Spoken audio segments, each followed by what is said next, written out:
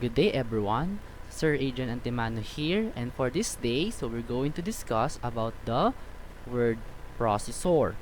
Okay, so many of you already heard or used this word processor, maybe during your grade 1 or grade 2. Okay, so for this discussion, we're going to identify what do you mean by a word processor, and we're going to have a recap again on how we going to use the Microsoft Word as well. Okay, so let us define first what is a word processor.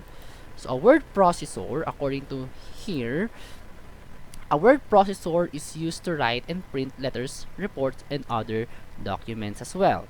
A word processor can also help you to make changes easily, such as correcting spelling, adjusting margins, or even adding or erasing a text. Once it is already created, the document can be printed out quickly and accurately. It can also save for changes you might want to do later. Okay, so that is a description of a word processor. So remember, a word processor is a software application that we use to create or to write and to print out some letters. Okay, so the example of a word processor is a Microsoft Word. Wherein in a Microsoft Word, we can create letters, or it could either be we can create our documents as well, or even also our assignments. And then we can also print it out on a piece of paper. Okay? So next, so let us discuss now, what do you mean by a WYSIWYG stands for? So I'm going to give you a minute to classify these sample pictures, and then we're going to identify what do you mean by a what is WYSIWYG. So as you can see here on my example pictures, so I have three clip art pictures. So the first picture here is that the man is using a laptop typing, and then the second one we also have here the printer who prints out paper, and the last one is the person who got an A on his grade. Okay, so did you know what is the WYSIWG means? Okay, so if your answer is what you see is what you get, of course, very good. So what do you mean by a what you see is what you get? So what you see is what you get, according to my description. So this means that what you see on your computer screen is what you will see on the printed copy. Some word can also do other things like, number one, it can recognize words typed onto the keyboard or spoken through a microphone.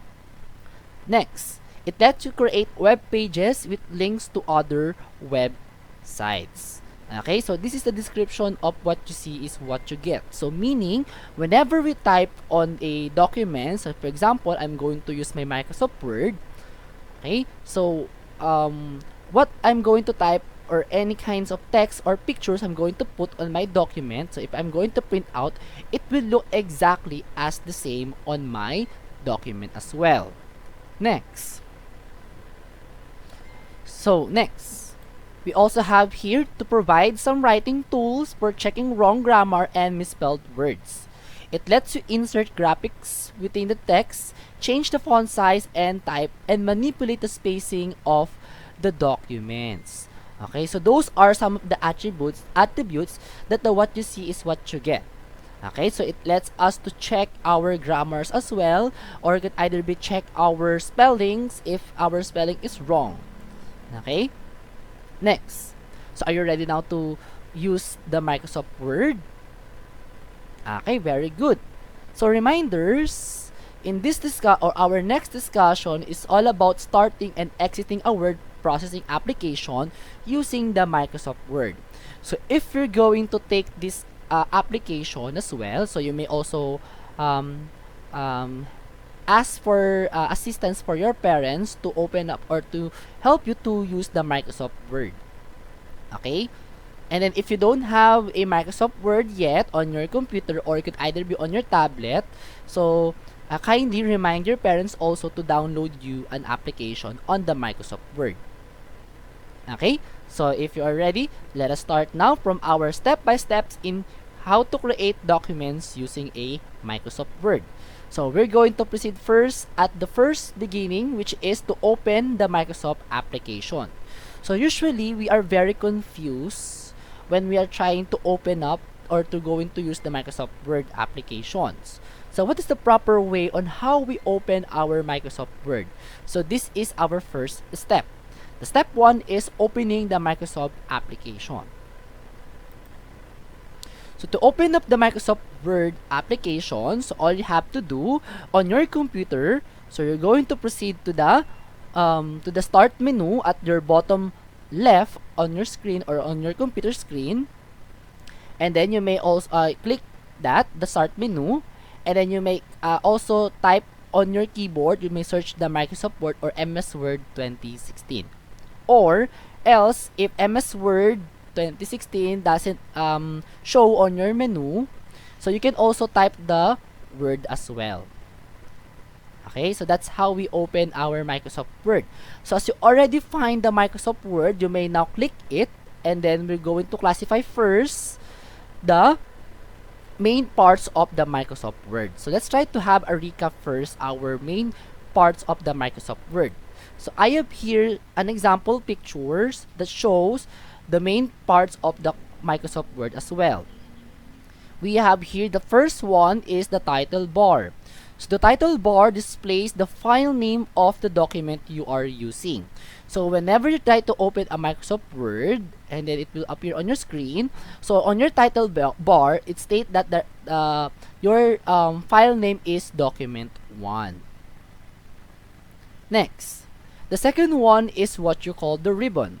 Ribbon contains the tabs that have group of commands which give instructions to the program. So when we say ribbons, so those are the buttons that we can see that or we can use on the Microsoft Word. Ribbon can also help us to classify some different icons as well, such as in making your text bold, italic, or underline. So instead of writing it as the name, so they're going to put a sample picture on it on how your text will have an effect. Next, the second or the third one main parts of the Microsoft Word is what you call the text area. The text area is the large white area where you type your document. So I have here an example picture of the text area as well. Okay, so those are some of the main parts of the Microsoft Word as well. Okay, so we are now already done and we already classify now on how we open up our Microsoft Word. The second one or the step 2 is that we're going to enter a text. So we're going to try to enter a text on the Microsoft Word. So remember, in entering text, we're going to use the keyboard as well. So but first, let us try to classify first on how we're going to enter our text on the Microsoft Word. The step 2 here on my PowerPoint, it stated that entering text means typing in words and sentences using a word processing program. Okay, so before we proceed or we're going to enter first our text, so you have to create your document as well. To do this, you're going to click the File tab followed by the New and then click on the Blank Document button. So the first part is that we're going to open first our document by clicking the File. As we proceed to the file, we're going to click the blank document as well. So this is my example picture. As you click the File tab, it will proceed you to the selections inside of the File tab. So you may also click the New and then click the blank document as well. As you click the blank document, so it will proceed to you now on your blank documents on your Microsoft Word. So once you have created a new document, so you will notice a blinking bar in the text area. So that blinking bar is what you call the blinking eye cursor, or we can also call it as a cursor. Okay, cursor, the use of the cursor is where the text you type in will appears. Okay, it will automatically move to the next line when it reaches the end of the current line. Okay, so as you reach at the end of your line on your document, the blinking cursor will proceed to the second line as well. It will automatically jump to the second line of your document. Okay, so that is our step 2. Okay, so for the step 2, you may also type, you can also enter any text that you want on your documents. Okay, so you may now type your text inside of your document. Okay, clear? Okay, so let us proceed now from the third or our step 3. So as you're done writing your name, or it could either be any text that you want on your document as well. So let us proceed now on the step 3. The step 3 is we're going to save now your document. So usually, how do we save our documents in your computer? Okay, so this is our step 3. So for the step 3, after entering the text into an open document, so you can save the document and give it a name. The name that you give to it, it's called the file name.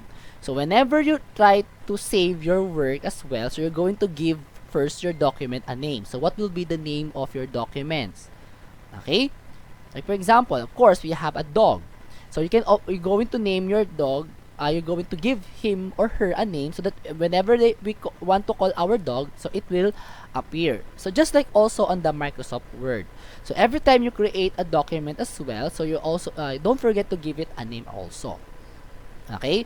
And that name is what you call the file name. Okay? Next.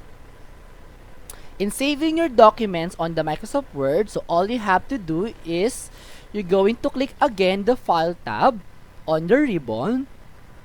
Okay, so you're going to click first at the inside of the box that I have shaded. So you're going to click again the File tab. So once you click the File tab, so you're going to proceed and select first the Save As. So as you click the Save As on the File tab, so it will proceed to you in another box that will appear on your screen. So as you can see here on my example picture, it shows whenever you're going to save your work, so of course you're going to put inside of your file name what will be the name of your file. Okay, so you can access the document and revise it anytime. So revising a document is also called an editing. So meaning, so whenever you want to revise your documents in your Microsoft Word, so you may click that, and we call it as of course editing. Next. So another reminder here on how we identify that our file is already saved and it's saved as a document. The file that you have created in Word will have an extension of .docx. So we call it as the file extension. As you can see here on my example picture, I have named my file, or my example file name is sample file, and then we have .docx. So .docx is what you call the file extension. So meaning, when we say file extensions, it means that you have gave your document your name, or your document has a format of a Microsoft Word document. Okay? Next. So if you're going to save your document, so kindly rename first your document as my first document.docx. Okay? So if you do not give your document a name, Word will label it based on the first line of text in the document. So meaning, if you're not going to give your file a name, okay, so whenever there's a first word on the first line, okay, that will be your file name as well. Okay, it will automatically save your file on your first line. Okay, now after we are done saving our work, so the last step, which is we're going to try now to close your document. So usually, how do we close our document? So this is the proper way on how we close your document. So in closing your document again, so all you have to do is you're going to proceed again to the File tab, and inside of the File tab, you're going to click the word Close. Okay? Or you may also use this other alternative way on how we close your document. So on your document or on your Microsoft Word, so in every applications, we have 3 buttons at the top right. We have the minimize. Okay, we can also adjust the screen. Okay, and last one is the X mark. So the X marks, which means that is a close. So if you're going to close your document as well, so all you have to do is you're going to click the X mark on the top right. Okay, so which lets you exit the word processing software that you are using. Okay, so those are the step-by-steps on how we create our document as well using the Microsoft Word.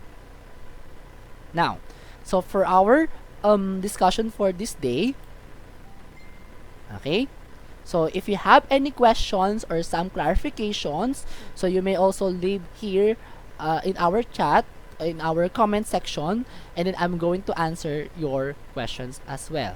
Again, this is Sir Adriane Antimano, and I hope you learn from our topic for this day. As always, stay safe and God bless you all.